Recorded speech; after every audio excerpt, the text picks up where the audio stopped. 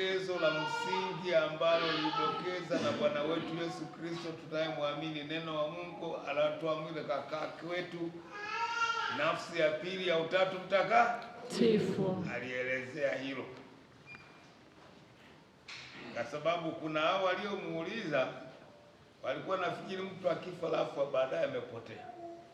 Sasa baada kwa yeye amefundisha habari ya ufufuko, sasa walimtungia habari kwamba sasa kuna mwanamke mmoja aliolewa na mume, alafu baadaye yule mume alikufa, alafu asiache mke.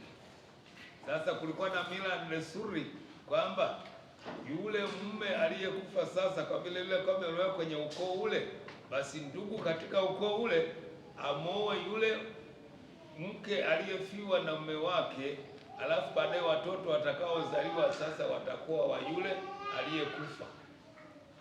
Na sasa huyo bwana yake wa kwanza alikufa, wa pili, alafu akaolewa kwa wanaume wangapi? Sasa akasema kama kuna kufa, alifikiri kama huko kuna maendelezo ya maisha ya hapa dunia. Sasa akiwalai watagombania mwanamke huyo wataumizana. Sasa ndio wanamuuliza hasa kama aliolewa, sasa watakapofufuka atakuwa mke wa nani? Kwa sababu aliolewa kwa wote huko. Sasa Yesu ndio akawaambia sasa sio mwendelezo wa maisha haya, maisha baada ya ufufuko, alafu sio itakuwa tuna mwili kama wa sasa. Maana yake huko wamesema tutakuwa kama malaika.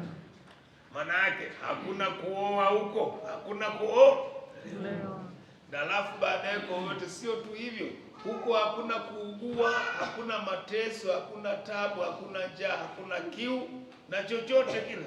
Maisha ya heri, maisha pamoja na Mungu. Tumeelewana ndugu zangu? Basi hiyo ndio maisha hii ya ufufuko. Na miili hiyo sio itakuwa mwendelezo wa mwili hii, maana kwamba yale tulikuwa tunafanya tutaendelea kuwa nayo.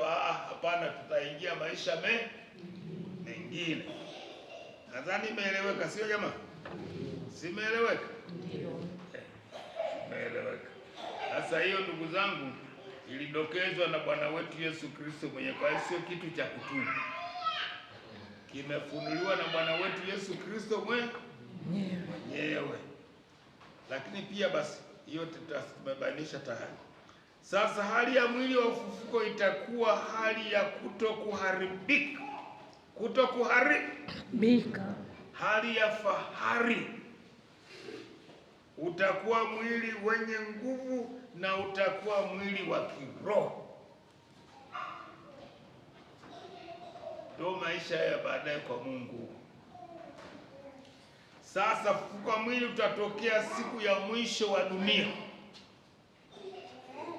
ambapo itatolewa hukumu ya mwisho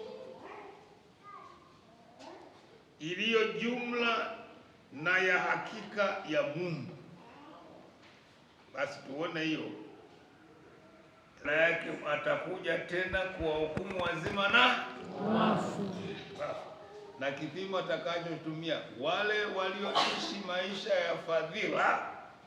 Na fadhila ni mazoea ya mtu kutenda mambo mema. Maana yake waliozingatia matakwa, maelekezo na miongozo ya Mwenyezi Mungu. Basi ndio maana sema njooni kwangu nyinyi mliobarikiwa, urithini ufalme uliowekewa tangu kuumbwa kwa ulimwengu. Katika maana kwamba Mungu alimuumba binadamu amjue, ampende, amtumikie na mwisho aweze kurudi kwake. Na hao walizingatia na kulifuata hilo, alafu wamemrudia Mwenyezi.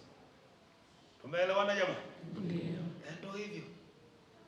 Sasa wale walioishi wakiongozwa na vilema, na vilema ni mazoea mtu kufanya mambo ndio hao sasa wanasemaje?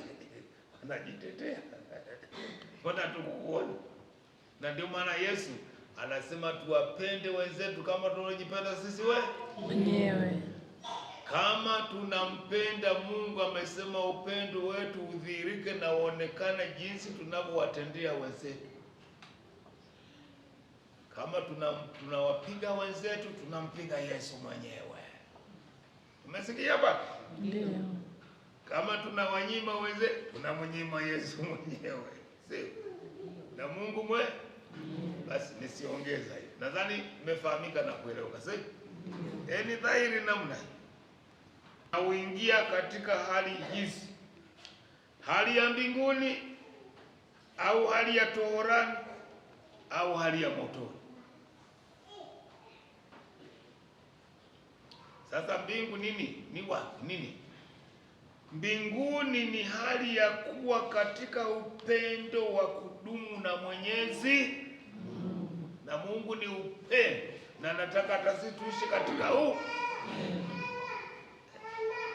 Mbingu ni hali ya kuwa katika upendo wa kudumu na Mwenyezi Mungu. Ndio maana zile fadhila tatu za upendo za nini? Imani, matumaini na mapendo. Amesema upendo tu unaudhihirika hapa duniani na matumaini, alafu mwisho wa safari amesema kitakacho dumu ni upendo.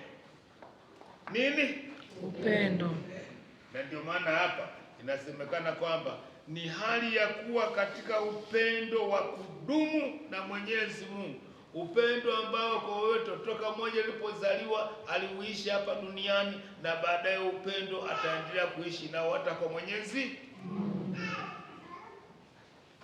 Sasa ndugu zangu, kama ni hivyo, hali hiyo huipata wale waliokufa bila dhambi kabisa, au waliotakaswa kabisa, au waliotakaswa walioko toharani ukamaliza muda wao balipizi, na wanamuona Mungu kama alivyo, ana kwa ana hivi. Ili kubainisha hiyo, tusome. Okay. Sasa baada ya hapo, toharani ni wapi? Toharani ni hali ya kutakaswa kwa mtu aliyekufa pasipokuwa na dhambi kubwa, wala hakumkana kabisa Mungu, na hivyo yupo katika urafiki na Mungu bado, lakini bado ana makosa madogo madogo na hajatimiza bado adhabu za dhambi. Ndio hao walioko toharani. Baada basi watu nawaombea kwa misa takatifu, na watu nawaombea watu wote, kwa sababu tuna uhakika nani alifika nani hajafika. Na hivi tunapofanya hivi, tuna upendo kwao, tunawatakia mema. Hivyo wanapaswa kusafishwa kabisa ili waingie katika hali ya kumwona Mwenyezi, waingie katika upendo kamili na Mwenyezi. Motoni ni wapi? Au moto nini? Motoni ni hali ya kutengwa na Mungu milele, hali ya kutokupatana na Mwenyezi Mungu, na hali ya kutokumpenda Mungu kabisa. Sasa basi tusome Mathayo sura ya 25 aya 41. Maana yake ni hali ya kutengwa kabisa na Mungu bila kuwa na matumaini ya kumwona Mungu. Hali hiyo huwapata watu waliomkataa kabisa Mungu, wakaishi maisha ya dhambi bila kumjali Mungu na jirani, na bila kutubu.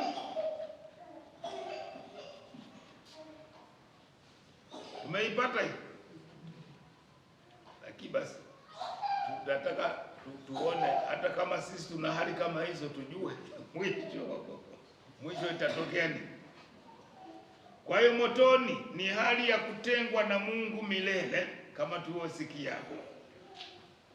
Maana yake ni hali ya kutengwa kabisa na Mungu bila kuwa na matumaini ya kumwona Mungu.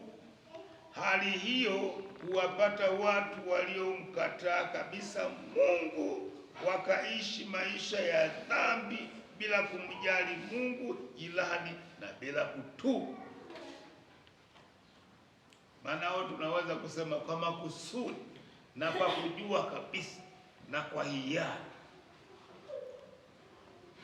Sasa uzima wa milele nini? na uzima wa milele ijayo. Mwishoni kuna amina. Tumetafakari neno moja baada ya neno jingine katika kanuni ya imani kusudi tuelewe. Sasa uzima wa milele ni hali ya kupatana na Mungu, kuwa mtoto wa Mungu, kuwa na neema ya utakaso. Hali hiyo mtu huipata kwanza kwa mara ya kwanza kwa njia ya sakramenti ya ubatizo. Yaani kuwa na neema ya utakaso, anapata neema, anarudishiwa neema utakaso kwa njia ya sakramenti ya ubatizo. Yaani hiyo neema ya utakaso maana yake nini? Neema ya utakaso ni uzima wa milele. Au uzima wa milele au uzima wa kimungu rohoni mwa mtu. Mtu akitenda dhambi ya mauti anaipoteza hali hiyo na anaipata tena akitubu na kuungama dhambi zake. Hiyo ya uzima wa kimungu akiwa nayo mtu anapokufa, basi atadumu nayo bila mwisho. Inadumu milele, na hivyo atakuwa na uzima wa milele. Iwe hivyo na iwe hivyo, yaani iwe kama tulivyoomba, au na iwe hivyo kama tunavyoamini na kusadiki, na tuishi hivyo. Kwa hiyo amina ni neno linalomaanisha ni sawa sawa, ni sawa sawa, ni sahihi, ni kweli. Kusema amina baada ya kukiri imani ni kuthibitisha ukweli tunaoungama na kuazimia kuutekeleza.